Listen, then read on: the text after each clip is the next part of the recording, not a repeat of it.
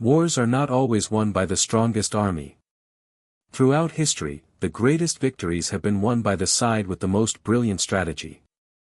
A strategy is a plan, a way of thinking about a problem before the enemy understands what is happening. The commanders in this list did not just fight harder. They thought smarter. And because of that, they changed the course of history forever. Number 10, the Oblique Order. In December 1757, the Prussian King Frederick the Great faced an Austrian army nearly twice the size of his own. So Frederick used a strategy called the Oblique Order. He quietly moved most of his army to one side of the battlefield, hiding behind the natural shape of the land. From a distance, it looked like the Prussians were retreating. In reality, Frederick was concentrating all his strength against one weak point on the Austrian flank. When the attack came, it hit like a hammer. The Austrian line could not turn fast enough. Whole units were still facing the wrong direction when Prussian soldiers swept through them. The entire Austrian army collapsed within hours. You do not need to be stronger than your enemy everywhere.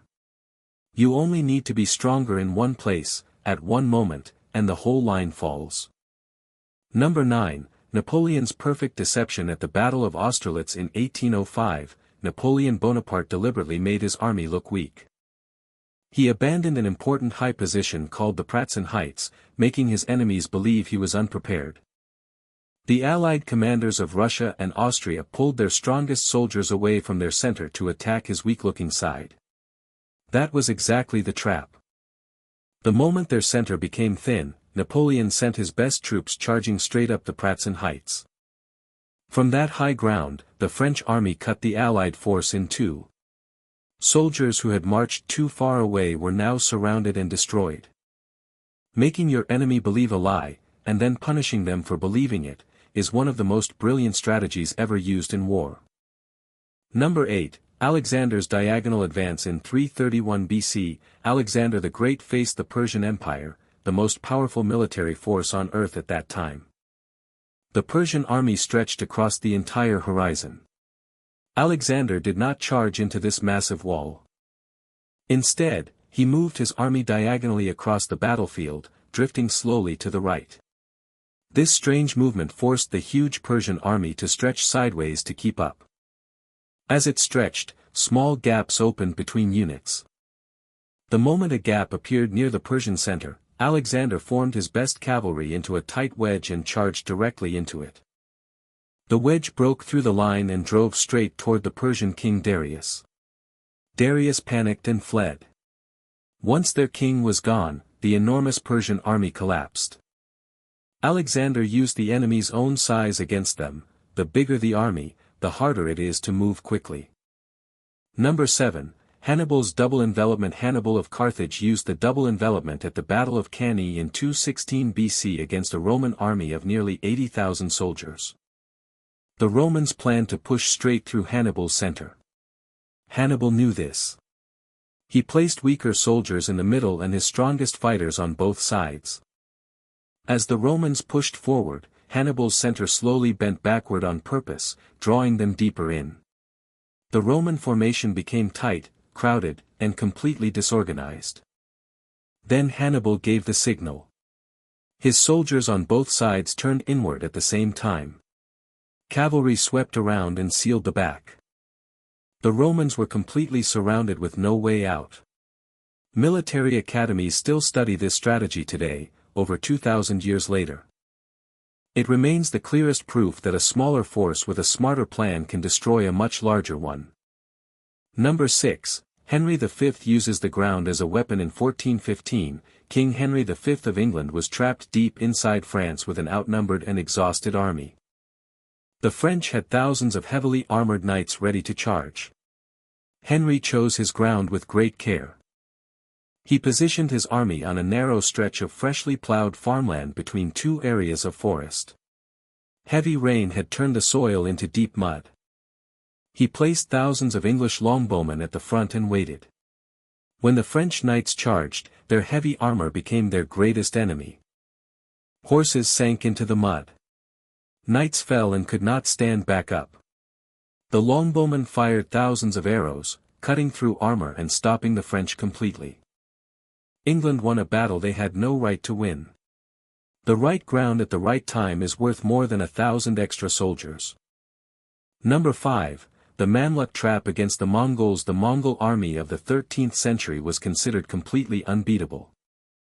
But in 1260, the Mamluk army of Egypt found a strategy that worked.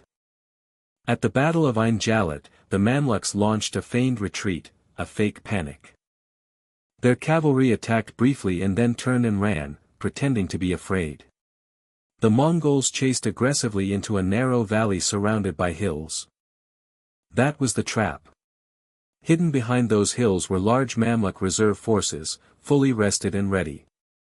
The moment the Mongols rode deep enough into the valley, the hidden soldiers charged down from every direction at once. The Mongols were surrounded and overwhelmed by fresh enemies.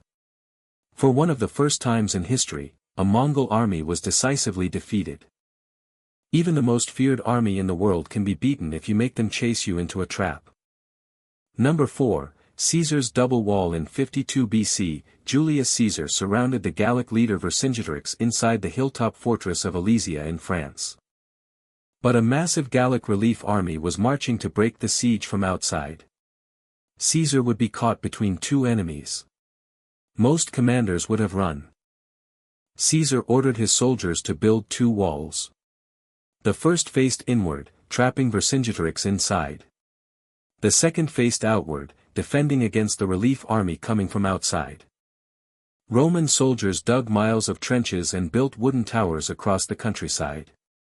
When the relief army arrived, Caesar's men fought on both walls at the same time. The relief army collapsed, and Vercingetorix surrendered. Caesar had turned what should have been a deadly trap into a complete triumph through brilliant planning and unshakable discipline. Number 3. America wins at Midway. Through intelligence. In June 1942, Japan had a secret plan to destroy the remaining American fleet near Midway Island in the Pacific. The Japanese believed their plan was completely unknown. They were wrong. American codebreakers had cracked Japan's naval communication codes and knew the target, the date, and the size of the attacking fleet.